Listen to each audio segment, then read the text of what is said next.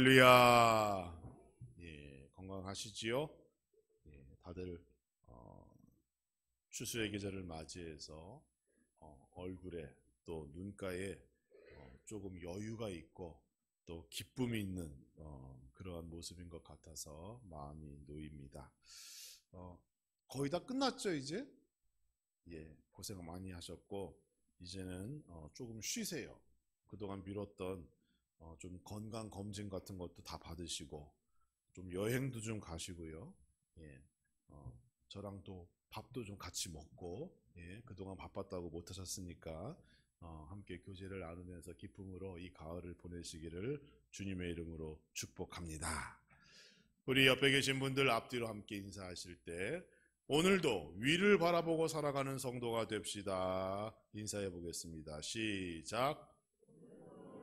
위를 바라보고 살아가는 성도가 됩시다. 지난주 우리는 젖과 꿀이 흐르는 가나안 땅이 되기 위해서는 반드시 하나님의 도움이 필요하다라는 것 배웠죠. 하늘에서 내리는 이슬과 비가 없이는 그 가나안 땅도 황폐한 땅에 지나지 않습니다. 그러나 겉으로 보기에 척박하고 또 나무나 풀이나 생명이 없어 보이는 그러한 땅이라 할지라도 그 위에 하나님의 은혜가 이슬과 비와 같이 내리면 그 땅은 어느 곳이나 젖과 꿀이 흐르는 땅이 된다. 우리가 지난주에 그렇게 공부했어요. 여러분의 가정과 기업마다 이러한 축복이 있기를 주님의 이름으로 축원합니다. 때로는 힘든 시간도 있겠고 또 때로는 내가 원치 않은 인생의 고비를 맞이할 수도 있겠으나 하나님을 향한 믿음을 가지고 오늘도 나에게 주신 직분, 사명, 충성스럽게 감당하면 어느 순간 나의 삶이 그리고 내가 여러분 모두가 가나안 땅과 같은 그러한 축복과 기쁨을 누리게 될 줄 믿습니다. 그런데 성경을 보니까 처음부터 그러한 놀라운 축복이 임한 것은 아니었다는 거예요. 하나님께서 이스라엘 백성들을 광야라고 하는 장소에서 훈련시켰고 연단시켰다는 거예요. 그곳에서 40년이라고 하는 긴 시간 동안 오직 위만 바라보고 하나님만 바라보는 그러한 백성들로 변화시켰다는 것 우리가 성경을 통하여 확인할 수가 있습니다. 애굽을 탈출한 지 약 2년의 시간이 흘렀을 때 광야에 있던 백성들에게 하나님께서 이제 가나안 땅으로 올라가라 이렇게 명령하셨습니다. 그런데 문제가 발생하지요. 하나님의 의도와는 달리 40일 동안 그 가나안 땅을 꼼꼼히 살폈던 정탐꾼들의 보고를 보면 누구도 예상하지 못한 보고를 듣게 되는 거예요. 그들의 눈에는 불가능한 그 부정적인 것만 눈에 보였고 자기 스스로 자포자기하게 됩니다. 포기하게 되는 것이죠. 하나님을 향한 믿음, 신뢰가 다 사라져버렸습니다. 하나님께서 이미 땅을 주시겠다고 약속하셨어요. 지난 2년 동안 만나와 메추라기로 불기둥과 구름기둥으로 그들을 보호하셨고 인도하셨어요. 그럼에도 불구하고 그들은 하나님에 대한 믿음이 없이 단지 눈에 보이는 것만 급급하여 걱정하고 근심하고 포기하게 되는 겁니다. 지난 2년 동안 하나님의 기적은 그 어느 때보다 가까이 백성들과 함께 했다는 거예요, 여러분. 하나님의 기적의 역사가 가나안 땅에서 이루어졌어요? 아니에요. 광야에서 애굽에서 나온 즉시부터 하나님의 놀라운 은혜와 기적이 그들과 함께 했습니다. 언제 하나님께서 이처럼 가까이 계시고 동행하신 적이 또 어디에 있습니까? 그럼에도 불구하고 그들은 하나님에 대한 믿음이 없었던 거예요. 그래서 민수기 13장 33절의 말씀을 보면 이렇게 결론 맺고 있죠. 거기서 네피림의 후손의 아낙 자손들의 거인들을 보았나니 우리는 스스로 보기에도 메뚜기 같으니 그들이 보기에도 그와 같을 것이다 라고 얘기하며 우리는 메뚜기와 같은 존재입니다. 그 땅을 차지할 수 없습니다. 이제 어떡합니까? 이렇게 포기하게 되는 겁니다. 이 믿음 없는 보고 또 믿음 없는 백성들이 밤새도록 통곡합니다. 2년 동안 그 광야에서 갖은 고생을 하며 이제 조금만 더 고생하면 가나안 땅에 들어갈 수 있을 것이고 꿈과 희망으로 그 땅을 바라보고 있는데 이 정탐꾼들의 그 보고에 모두가 주저앉고 말았다는 거예요. 절망에 빠지게 됩니다. 어떤 사람들은 또한 이렇게 얘기해요. 야, 우리가 모세를 대신하여 새로운 지휘관을 뽑고 다시 애굽으로 돌아가자. 그리고 잘못했다고 미안하다고 사과하면서 옛날처럼 비록 힘든 노예 생활을 할지언정 우리가 생명은 보존할 수 있지 않느냐. 애굽으로 돌아가자. 이렇게 얘기하는 거예요. 말이 안 되죠. 이스라엘 백성들의 말과 행동은 곧 하나님을 향한 배신입니다. 그렇죠? 그동안 만나와 메추라기로 불기둥과 구름기둥으로 하나님의 은혜와 사랑이 날마다 그들에게 임했는데 그들이 이제는 하나님의 약속도 버리고 모세도 버리고 새로운 지도자, 새로운 신을 뽑아서 그것 따라 살아가자 이렇게 얘기하고 있는 거예요. 이러한 모습을 본 하나님, 모세에게 새로운 제안을 해주십니다. 민수기 14장 11절과 12절 말씀을 보시면 하나님께서 이렇게 말씀하시죠. 여호와께서 모세에게 이르시되 이 백성이 어느 때까지 나를 멸시하겠느냐. 내가 그들 중에 많은 이적을 행하였으나 어느 때까지 나를 믿지 않겠느냐. 내가 전염병으로 그들을 쳐서 멸하고 내게 그들보다 크고 강한 나라를 이루게 하리라. 이렇게 말씀하시는 겁니다. 지금 하나님께서는 무엇을 말씀하셔요? 자신에게 불평하고 원망하고 믿음 없는 모습을 보이는 그들을 다 죽이고 모세를 통하여 새로운 민족을 일으켜서 다시 새로 시작하겠다. 이렇게 제안하는 거예요. 엄청난 제안이지요. 얼마나 하나님이 크게 진노하셨고 그들의 배신과 믿음 없는 행위가 큰 문제를 불러왔는가 엿볼 수 있습니다. 그런데 모세가 하나님께 기도합니다. 백성들의 죄를 대신 고백하고 하나님의 마음을 돌이키려고 기도하는 거예요. 그리고 하나님의 마음을 돌이키는데 성공하지요. 하나님께서는 이러한 사건들을 계기로 새로운 계획을 준비하시는데 그게 바로 광야 40년의 계획입니다. 오늘 본문 말씀 15절 말씀을 보시면 너는 내일 돌이켜 홍해길을 따라 광야로 들어갈지라 그렇게 25절 말씀에 말씀하고 있잖아요. 다시 들어가라는 거예요. 돌아가라는 거예요. 하나님의 진노는 멈추었지만 이스라엘 백성들이 감당해야 할 불신의 대가는 너무도 혹독했다는 거예요. 2년 동안 걸어왔던 그 광야로 다시 돌아가게 된 것입니다.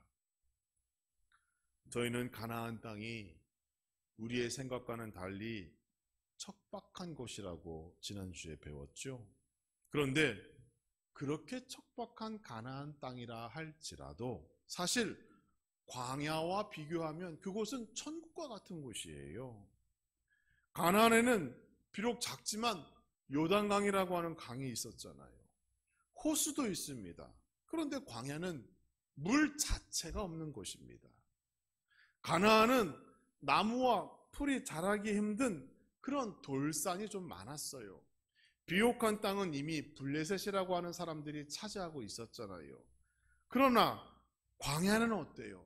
광야는 그런 희망조차 없어요. 하루를 버틸 수 없는 그러한 죽음의 땅이 광야입니다. 그런데 하나님께서 모세를 통하여 광야로 다시 들어가라 이렇게 명령하셨다는 겁니다. 이스라엘 백성들에게는 두 가지 선택이 남았죠.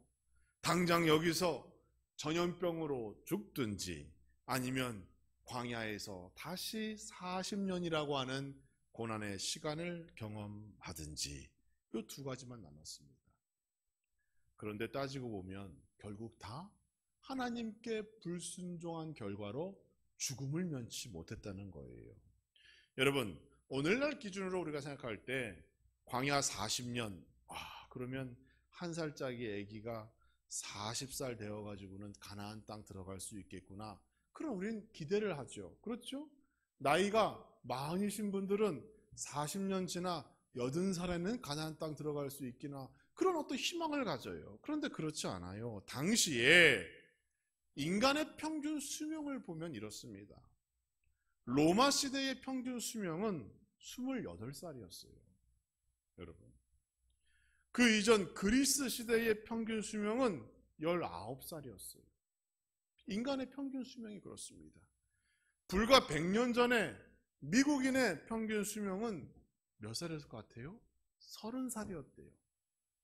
그러니까 하나님께서 40년이라고 하는 기간을 정하셨다는 건 뭐예요? 그 백성들을 다 죽이겠다는 거예요. 어디에서? 광야에서. 하나님을 향한 불신의 결과는 무엇이에요? 죽음입니다. 지금도 마찬가지죠. 예수 그리스도를 믿지 않으면 영원한 사망에 처하게 되는 거예요.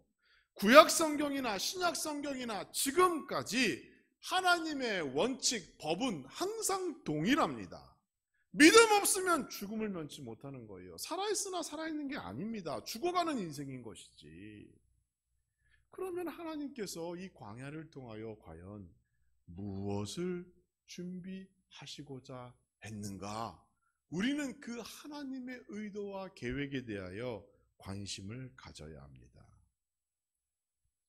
하나님께서는 광야 40년의 시간을 우리에게 지금 말씀하시면서 하나님의 축복은 믿음의 그릇이 준비된 자에게만 주어지는 하나님의 은혜다라는 것을 말씀하시고자 하는 겁니다. 우리 하나님께서는 분명 이 광야 생활을 통하여 이스라엘 백성들이 변화되고 발전하고 성장하고 무엇을 그들에게 원하고 계시다는 것을 우리는 알아야 합니다. 무엇을 원하시는가요? 가장 먼저는 땅이 아니라 하늘을 바라보는, 위를 바라보는 신앙을 요구하시는 거예요. 여러분, 우리는 무엇 바라보고 삽니까? 땅이라는 것을 우리는 지금도 바라보고 있죠. 그런데 인간의 모든 욕심이 결국 땅에서부터 시작되는 거잖아요. 신명기 8장 11절 이하의 말씀을 보면 하나님께서 가나안 땅에 들어간 이후에 너희가 이렇게 살게 될 것이다 라고 모델을 제시하시는데 거기에는 이렇게 나와 있습니다. 너희가 그 땅에서 아름다운 집을 짓게 될 것이고 그 아름다운 집에서 거주할 것이고 소와 양이 번성하여 금과 은이 증식되고 너희의 모든 소유가 풍부하게 될 것이다. 어디에서요? 가나안 땅에서. 그러한 복이 있을 거라고 약속하셨어요. 젖과 꿀이 흐르는 땅, 정말로 그들의 삶 가운데 이러한 축복이 나타날 것이라는 그 하나님의 약속을 믿고 있었기 때문에 그들은 가나안 땅에 들어가기를 그토록 원했던 거예요. 그런데 하나님께서는 또 한편 경계하라 이렇게 말씀하십니다. 그렇게 가장 행복하고 풍요로울 때 그들의 마음이 교만해지지 않도록 조심해야 한다. 하나님의 명령과 법도와 규례를 잊지 않도록 항상 조심해라. 이렇게 말씀하시면서 너희가 만약 그 은혜를 잊게 되면 반드시 멸망할 것이다. 이렇게 약속하고 있어요. 그리고 이 약속은 나중에 실현되어집니다. 언제요? 북이스라엘과 남유다가 아수르와 바벨론의 제국에 의하여 멸망하게 되었을 때 그 약속이 실현되어져 그들이 나라를 잃게 되는 비극을 맞이하게 되는 겁니다. 뭡니까? 땅을 얻는 것 좋습니다. 땅에서 받는 축복을 누리며 사는 것 좋아요. 그런데 하나님의 은혜를 잊어버리고 땅만 바라보고 살면 이러한 실패하는 인생, 곧 하나님의 축복이 저주로 바꿔지는 그러한 비극적인 역사를 경험하게 된다는 겁니다. 학자들은 말하지요. 전 세계적으로 인류의 역사 가운데 지금같이 풍요로울 때가 없다고 그럽니다. 개인의 만족도가 이렇게 높았던 때가 없대요. 지금은 세계 대전과 같은 그런 전쟁의 공포가 없습니다. 비록 일부 지역 싸움은 있지만 전체적으로 안전하고 평안하다는 거죠. 또 흑사병과 같은 그런 원인도 모르고 치료할 수도 없는 병으로 인해서 지구 전체 인구가 다 죽어가는 그러한 상황도 아니래요. 여러분, 코로나가 흑사병이 아닙니까? 라고 생각하지만 그렇지 않습니다. 이 코로나는 흑사병에 비교하면 사실 아무것도 아니죠. 우리가 방어할 수 있고 지킬 수 있잖아요.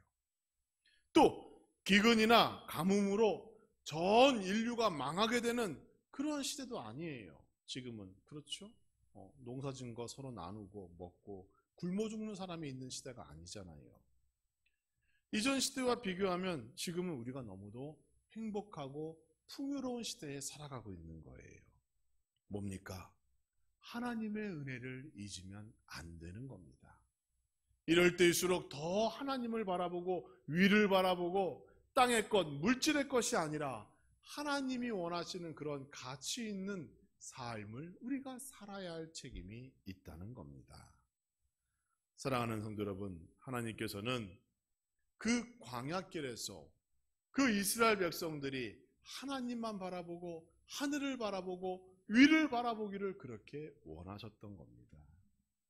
땅의 것이 아니라 하늘의 것을 바라보는 그러한 우리 모든 성도 되기를 주님의 이름으로 축원합니다. 하나님이 원하시는 삶을 사는 것이 중요합니다. 그리고 또한 광야에서는 기도 제목이 달라져야 한다는 것을 우리에게 말씀하고 있지요. 따지고 보면 이스라엘 백성들이 왜 좌절했습니까? 정탐꾼들의 보고가 너무도 무서워서 그랬을까요? 그게 아니죠. 그들을 절망하게 만든 것은 자신의 소원이 무산되었기 때문이에요. 곰곰이 생각해 보시면 이스라엘 백성들마다 자기의 소원이 있었고 기도의 제목이 있었죠. 그 기도의 제목, 그 소원을 바라보고 지금 가나안을 들어가기를 원했던 거잖아요. 한결같이 부자가 되기 위한 꿈을 가지고 있었다는 거예요. 그런데 어때요? 그 땅에 대한 그 소망, 소원, 기도의 제목을 가지고 있던 그들이 그 정탐꾼들의 보고로 말미암아 그 기도 제목이 무산되고 말았다는 거예요. 소원을 잃어버렸어요. 그러니까 절망하게 되는 것이죠. 아마 그들은 그곳에 가면 새로운 문화 속에서 곧 내가 잘 될 것이다. 금과 은도 얻을 수 있고 또 발전된 문화 속에서 다양한 혜택을 받으며 잘 살게 될 것이다. 비록 애굽만큼은 아니지만 그래도 광야보다는 100배, 1000배 낫겠지.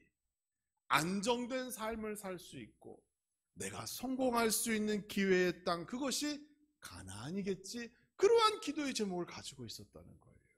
그런데 정탐꾼의 보고는 그들의 기도의 제목이 완전히 빗나가고 말았다는 것이죠. 그동안 애굽에서 나와 노예 시절 먹던 그 고기 가마솥을 상상하며 2년 동안 광야에서 죽을 고비를 넘겨 여기까지 왔는데 자신들이 가지고 있는 기도의 제목이 다 헛된 것으로 밝혀지자 그들은 좌절하고 절망하며 하나님을 버리게 되었다는 겁니다. 여러분 상상해 보시기 바랍니다. 애굽을 나온 이스라엘 백성들이 어떤 기도의 제목을 가지고 기도하고 있었을까요? 아마 그들 모두가 그곳에 들어가면 우리 가족 잘 먹고 잘 살 수 있게, 성공할 수 있게, 이러한 목적을 가진 기도의 제목을 저마다 하고 있었을 거예요. 내가 가나안 땅 들어가면 하나님만을 찬송하며 하나님만을 바라보고 살겠습니다. 하나님의 일을 하겠습니다. 이러한 기도의 제목은 하나도 없고 그저 자기가 잘 살고자 하는 그러한 개인의 만족을 위하여 그들은 기도의 제목을 가지고 거기까지 갔었을 거예요. 그런데 그게 무산되고 말았잖아요. 이제 기도의 제목이 달라져야 됩니다. 가나안 땅과 광야길에서는 같은 기도의 제목이 있을 수가 없어요. 광야에서는 금은보화가 아닌 날마다 주어지는 일용할 양식, 생수를 위하여 기도해야 되는 거예요. 그래야 살 수 있어요. 광야에서는 아름다운 집이 아니라 내가 이슬을 피할 장소, 그 겸손함으로 기도해야 됩니다. 광야에서는 도적이나 강도를 피할 것이 아니라 사나운 맹수를 피할 수 있는, 그래서 내 생명이 보존될 수 있기를 하나님께 기도해야 됩니다. 광야는 내가 가지고 있던 기도의 제목이 바꿔지고 변화되는 장소였던 것이에요. 여러분의 기도의 제목에 큰 변화가 있기를 주님의 이름으로 축원합니다. 여러분 혹시 지금도 자신이 기도해야 할 제목이 엉뚱한 데 설정되어져 엉뚱한 기도의 제목을 놓고 일평생 기도하고 씨름하고 있는 것은 아닌가 생각해 보시기 바랍니다. 가나안 땅에서 해야 할 기도 제목을 혹 광야길에서 하고 있는 것은 아닌가 생각하시기 바랍니다. 성도 여러분의 기도의 제목도 달라지고 변화되어져야 됩니다. 올해 내가 하나님께 기도의 제목을 놓고 기도하였는데 아직까지 응답되지 않았다라고 생각되어지면 그 기도의 제목에 무엇인가 잘못되어져 있고 하나님이 원치 않는 기도의 제목은 아닌가 근본적으로 생각해 봐야 되는 거예요. 그래서 우리의 인생길에서 나의 기도의 제목을 수정하시고 하나님이 원하시는 그러한 그리스도인의 삶으로 살아가기 위한 기도의 제목으로 바꿔지는 우리 모든 성도가 되기를 주님의 이름으로 축복합니다. 또한 광야는 하나님의 축복을 경험하는 예비 장소인 거예요. 거기를 고난의 장소라고 생각하면 고난밖에 남지 않지만 내가 장차 누리게 될 축복의 장소가 바로 광야이다라고 생각되어지면 그 장소가 축복의 장소로 변화될 수 있는 겁니다. 여러분 한번 생각해 보세요. 인생은 내가 생각대로 내가 원하는 대로만 움직이지 않습니다. 우리의 인생을 뒤돌아보면 오히려 그 반대의 시간, 반대의 경험이 더 많습니다. 성경에서 광야의 이 40년의 고통이 한 번뿐이었을까요? 그렇지 않습니다. 여러분 잘 보세요. 계속 광야의 사건이 이스라엘의 역사에 나타나고 우리의 역사에 나타나게 되는 거예요. 이스라엘은 하나님을 불신하다가 나라가 망하였습니다. 포로 시대를 맞이했어요. 나라를 잃고 70년 동안 방황했어요. 이게 광야잖아요. 광야. 모세도 출애굽을 하기 전 40년 동안 미디안 광야에서 개인적으로 광야의 시간을 겪었어요. 짐승들과 생활하며.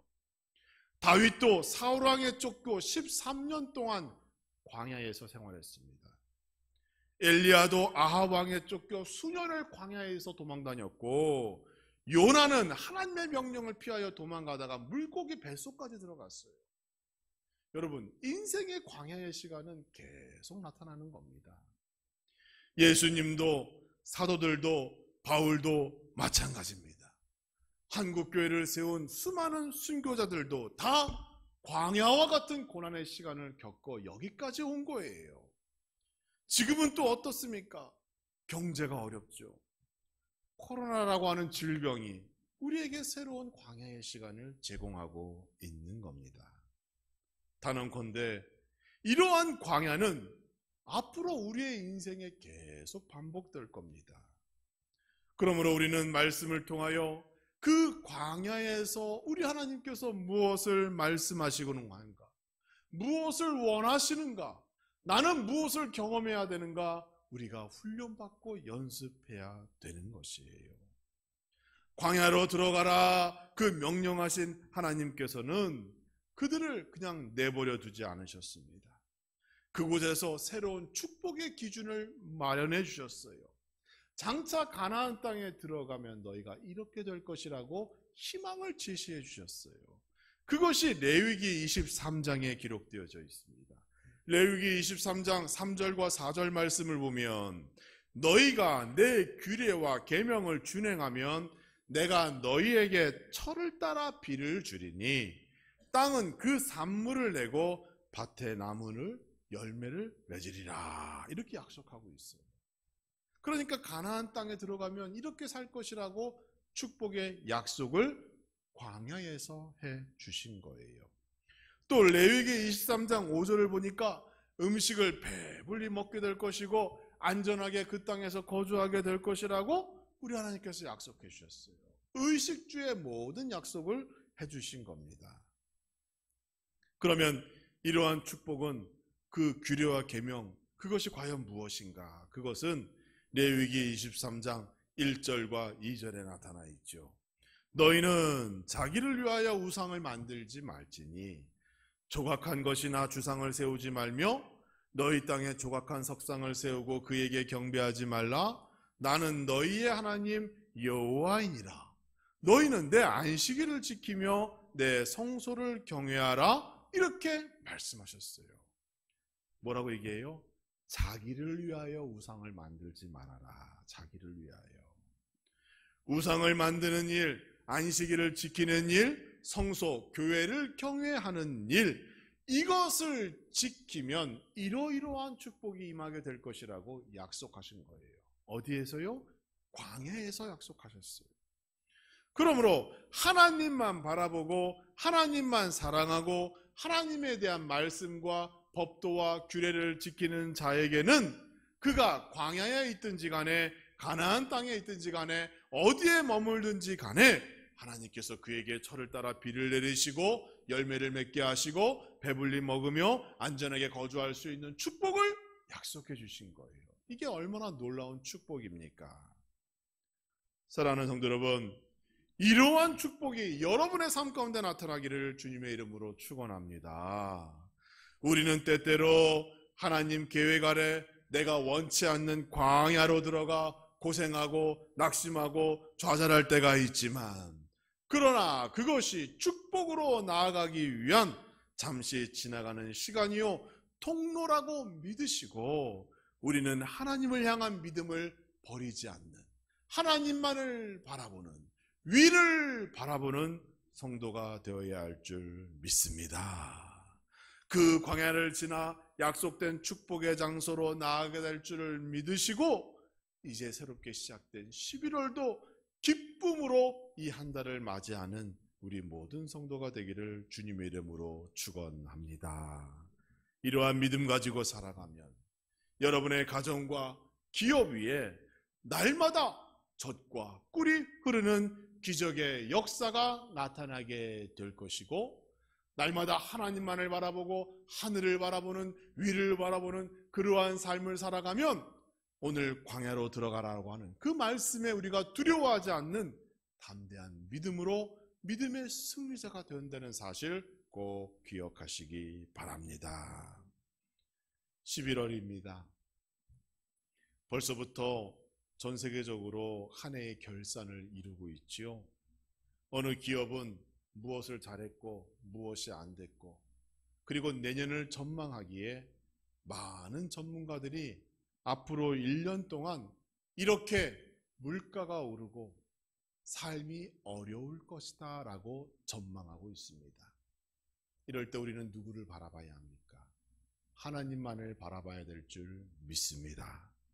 위를 바라보시고 하나님을 바라보시고 지금의 이 광야와 같은 그러한 어려운 시절 우리가 하나님과 동행하며 승리할 수 있는 우리 함나중앙교회 모든 성도가 되어지기를 주님의 이름으로 축복합니다.